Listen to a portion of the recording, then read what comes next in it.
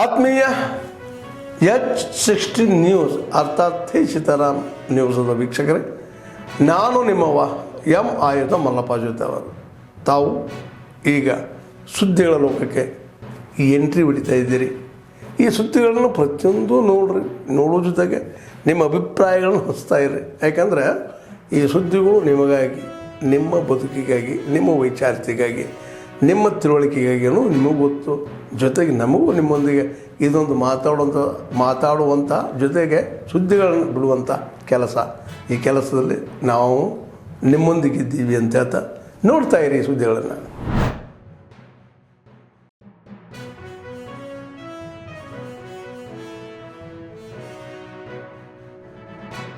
ಬಿಜೆಪಿಯವರು ಹೇಳ್ತೀರಾ, ನೀವು ಹೇಳ್ತೀರಾ.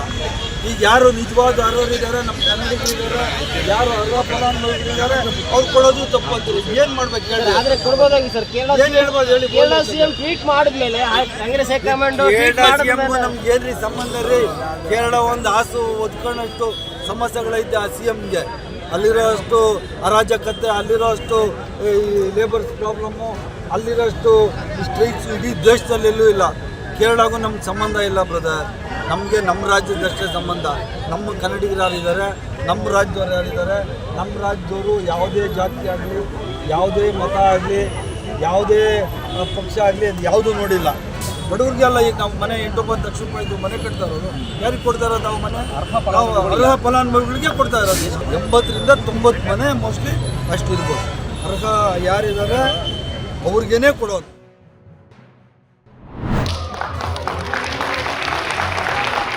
ಓಮಗಮಯ ಬಸವಮ್ಮ ಅಮೃತಗಮಯ ಶಾಂತಿ ದೀಪ ತಾನುವುದು ಕತ್ತಲಿನಿಂದ ಬೆಳಕಿನೆಡೆಗೆ, ಅಜ್ಞಾನದಿಂದ ಜ್ಞಾನದ ಕಡೆಗೆ ಪುರುಷ ಶ್ರೀ ಸಿದ್ದಪ್ಪಾಜಿರವರ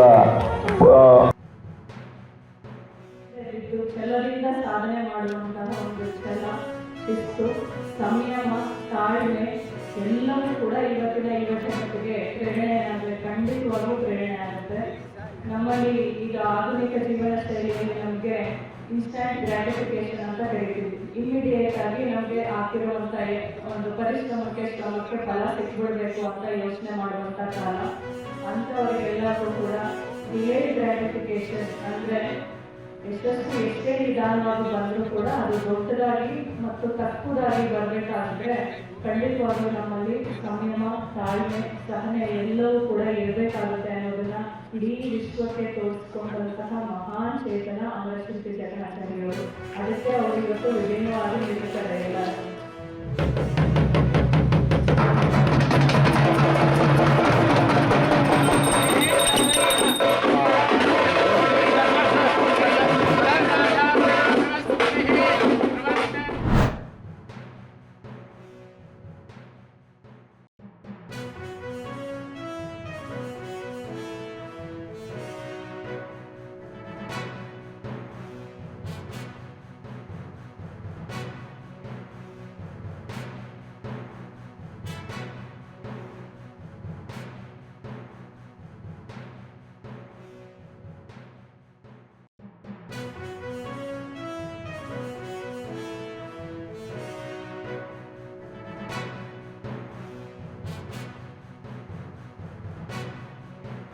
ಎಂಪಿಗಳು ಮತ್ತು ಕಾಂಗ್ರೆಸ್ನ ಪ್ರಧಾನ ಕಾರ್ಯದರ್ಶಿ ವೇಣುಗೋಪಾಲ್ ಅವರು ಎಲ್ಲರೂ ಕೂಡ ಒಂದು ರಾಜಕೀಯ ಹಸ್ತಾಂತರವನ್ನು ಮಾಡಿ, ರಾಜಕೀಯ ಹಸ್ತಕ್ಷೇಪವನ್ನು ಮಾಡಿ ಇವತ್ತು ಕರ್ನಾಟಕ ಸರ್ಕಾರದ ಸಿದ್ದರಾಮಯ್ಯ ಅವರ ನೇತೃತ್ವದ ಸರ್ಕಾರಕ್ಕೆ ಒತ್ತಡವನ್ನು ಹಾಕಿ, ಅದರಲ್ಲೂ ಅಲ್ಪಸಂಖ್ಯಾತರು ಜಾಸ್ತಿ ಇದ್ದಾರೆ ಕೇರಳದವರು, ಅವ್ರಿಗೆ ನಾವು ಪುನರ್ವಸತಿಯನ್ನು ಕೊಡಬೇಕು ಅಂತೇಳಿ ಹೈಕಮಾಂಡ್ ಹೇಳಿದ ಮೇಲೆ ಅರಾತುರಿಯಲ್ಲಿ ಇವರು ರಾಜಕೀಯ ಕಾರಣಕ್ಕೋಸ್ಕರ ಅವ್ರಿಗೆಲ್ಲ ಕೂಡ ಮನೆಗಳನ್ನು ಸಕ್ರಮವಾಗಿ ಮಾಡಿಕೊಡ್ತಕ್ಕಂಥ ಕೆಲಸವನ್ನು ಏನು ರಾಜ್ಯ ಸರ್ಕಾರ ಮಾಡ್ತಾಯಿತ್ತು. ಇದನ್ನು ವಿರೋಧಿಸಿ ವಿರೋಧ ಪಕ್ಷವಾದಂಥ ಭಾರತೀಯ ಜನತಾ ಪಾರ್ಟಿ ಮತ್ತು JDS ಮಾಧ್ಯಮದ ಮುಖಾಂತರ ಮತ್ತು ಸ್ಥಳ ಪರೀಕ್ಷೆಯನ್ನು ಕೂಡ ವಿರೋಧ ಪಕ್ಷದ ನಾಯಕರ ನೇತೃತ್ವದಲ್ಲಿ ಹೋಗಿ ಅಲ್ಲಿ ಏನೇನು ನಡೆದಿದೆ ಎಲ್ಲ ಮಾಹಿತಿಯನ್ನು ಕೂಡ ಸಂಗ್ರಹವನ್ನು ಮಾಡ್ತಾ ಇರ್ತಕ್ಕಂಥ ಸಂದರ್ಭದಲ್ಲಿ ನಮ್ಮ ರಾಜ್ಯಾಧ್ಯಕ್ಷರಾದಂಥ BY ವಿಜಯೇಂದ್ರರವರು ಒಂದು ಸತ್ಯಶೋಧನಾ ಸಮಿತಿ ಅಂತೇಳಿ ನಮ್ಮ 5 ಜನ ತಂಡವನ್ನು ರಚನೆ ಮಾಡಿದ್ದಾರೆ. ಅದರ ಮೊದಲನೇ ಸಭೆಯನ್ನು ಇವತ್ತು ನಾವು ಮಾಡಿದ್ದೀವಿ. ಇನ್ನೂ ಒಂದು 2 ಸದಸ್ಯರು ಹೊರಗಡೆ ಇರೋದ್ರಿಂದ ಅವರು ಬಂದಾದ ಮೇಲೆ ನಾವು ಸ್ಥಳ ಪರಿಶೀಲನೆಯನ್ನು ಮಾಡ್ತಕ್ಕಂಥದ್ದು. ಅದಕ್ಕೆ ಮಧ್ಯದಲ್ಲಿ ನಾವು ಏನೇನು ಮಾಹಿತಿಗಳನ್ನು ಸಂಗ್ರಹ ಮಾಡಬೇಕು ಅಂತೇಳಿ ಲಿಸ್ಟನ್ನು ಕೂಡ ನಾವು ಮಾಡಿದ್ವಿ. ಅಂದರೆ ಅಲ್ಲಿರ್ತಕ್ಕಂಥ ಸರ್ವೆ ನಂಬರಿಂದ ಹಿಡಿದು ಯಾರು ಯಾವಾಗ ಬಂದರು, ಯಾರು ಯಾವ ರಾಜ್ಯದವರು, ಯಾವ ದೇಶದವರು ಎಲ್ಲವನ್ನು ಕೂಡ ಒಂದು 2-3 ದಿನದಲ್ಲಿ ನಾವು ಮಾಹಿತಿಯನ್ನು ಸಂಗ್ರಹವನ್ನು ಮಾಡಿ ಸ್ಥಳ ಪರಿಶೀಲನೆ ಮಾಡಿ 1 ವಾರದ ಒಳಗಡೆಗೆ ನಾವು ವರದಿಯನ್ನು ರಾಜ್ಯಾಧ್ಯಕ್ಷರಿಗೆ ನಾವು ಕೊಡಬೇಕು ಅಂತೇಳಿ ತೀರ್ಮಾನವನ್ನು ಇವತ್ತು ಮಾಡಿ.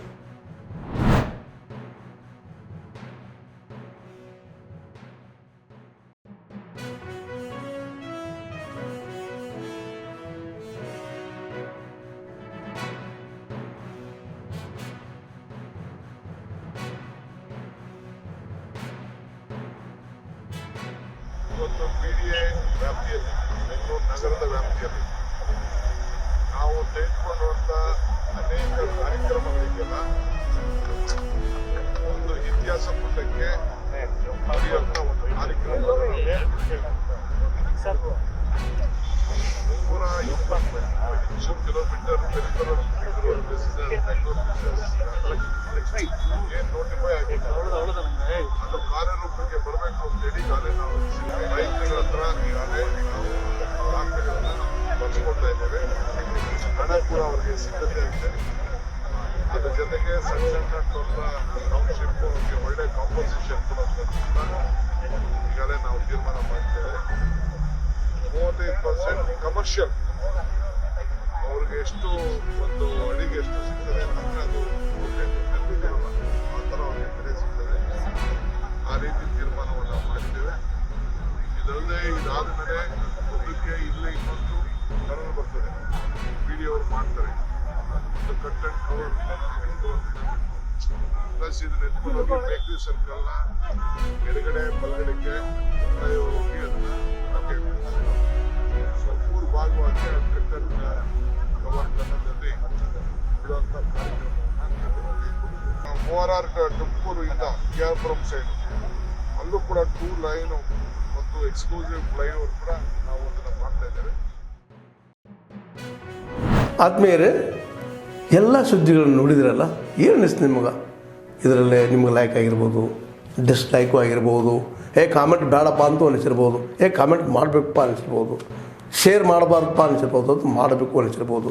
ಏನಾದರೂ ಆಗಲಿ ಶೇರ್ ಮಾಡ್ತಾಯಿರಿ, ಈ ನ್ಯೂಸ್ಗಳನ್ನ ಹಂಚ್ತಾ ಇರಿ, ಜೊತೆಗೆ ಇದಕ್ಕೆ ಸಬ್ಸ್ಕ್ರೈಬ್ ಆಗ್ತಾಯಿರಿ ಅಂತ ಹೇಳ್ತಾ H16 ನ್ಯೂಸ್ ಅರ್ಥಾತ್ ಹೇ ಸೀತಾರಾಮ್, ಇದು ಸತ್ಯದ ಕೈಗೆ ನಡಿ. ವಂದನೆಗಳು.